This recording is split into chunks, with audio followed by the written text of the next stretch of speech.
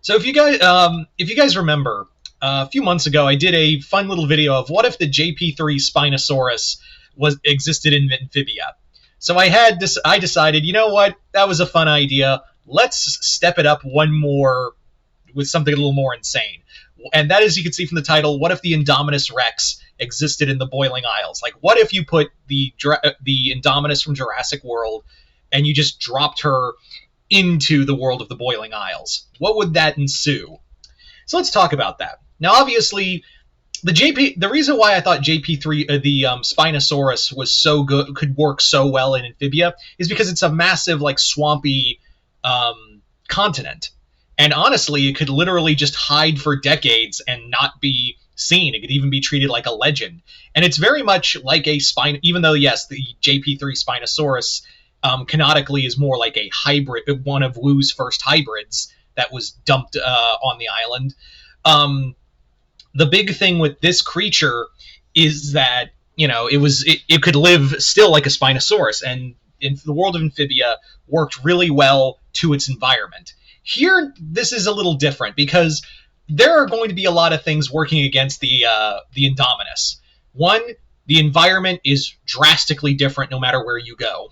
It's not like in Amphibia where the Spinosaurus could theoretically survive. Here, the Indominus is going to be constantly moving. Like, the temperature of each part of the Titan is drastically different. There's going to, like, environmentally speaking, the Indominus is going to be on the constant move. And the other thing is, too, there's no place on the island that isn't inhabited by something or someone. There's basically going to be just constant competition for, you know, land and territory. And the Indominus, as we saw, is incredibly territorial, if not just a wee bit psychotic. But that's the thing, is that it's going to be constantly fighting against not just witches and other, you know, magical users, but the other major thing that it's going to have to, like, compete against is the fact there are some other really scary monsters on the Boiling Isles. Basically, it's not like with Jurassic World where the Indominus could basically body a majority of the inhabitants like the other dinosaurs. It basically went around just slaughtering them. It might have killed the Rex had not Blue and the Mosasaur thing happened. So the Indominus really went without that moment, you know, the Indominus, for lack of a better word, went uncontested in the world of Jurassic World. But here it's a little different. In the environments of the Boiling Isles, she's not going to have that. She's going to be constantly challenged for territory or have to fight for territory. There are other monsters on there ranging from very different sizes, all roughly around her size, that are going to be constantly, either she's going to have to challenge them for territory and kill them, or they're going to challenge her in turn.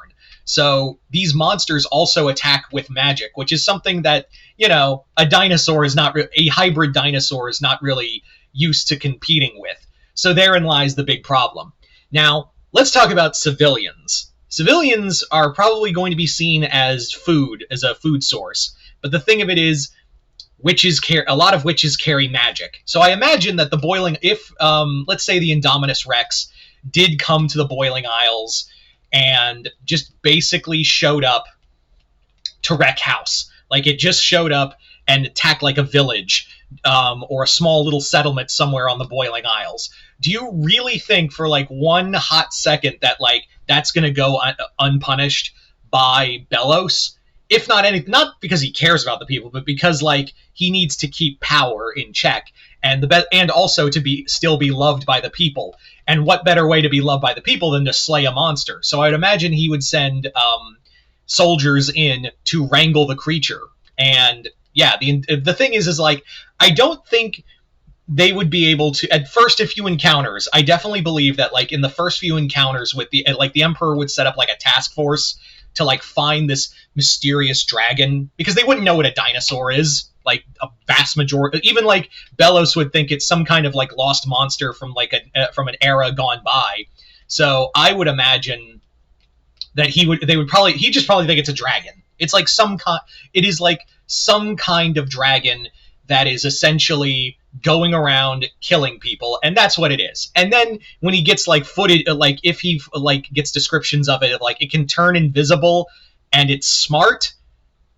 What the fuck kind of is that? A dinosaur? Actually, no, I take that back. I don't think Bellows would know what a dinosaur is. He arrived on the Boiling Isles in like the 1800s, in like the early 1700s. They didn't start digging up dinosaurs until like the early 1800s. So no, I don't think.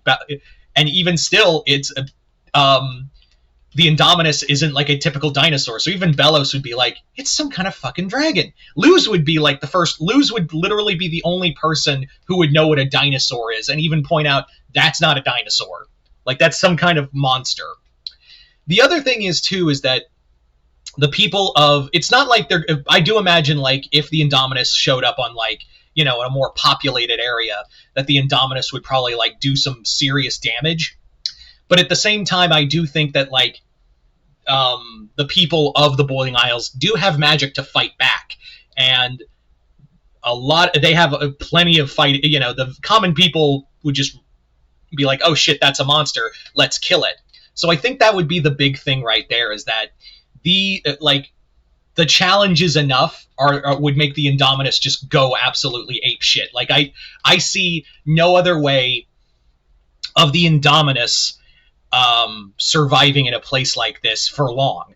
It's not like, again, with what I was saying with the JP3 Spino, where that thing, the Spinosaurus, could easily like just survive out in the wilds for ages and no one would see it. But here, the Indominus it's like at full grown, it's like like a little over 50 feet long, and furthermore, it's got some hyper aggressive tendencies to it.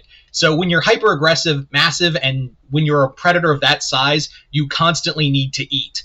So, and in a territories those small and those like environmentally drastically different, like the Indominus, I don't know if it would survive. It would probably kill a lot of people. I would imagine it would be like resulting to raiding villages or raiding other places, raiding cities or something like that. But it would be, I think, at first trying to avoid open conflict, but it would get to the point, like territory, environmentally speaking, it would just become such an untenable situation that the Indominus would be headed into a conflict with the people of the Boiling Isles, and either like captured by Bellows or killed by his men.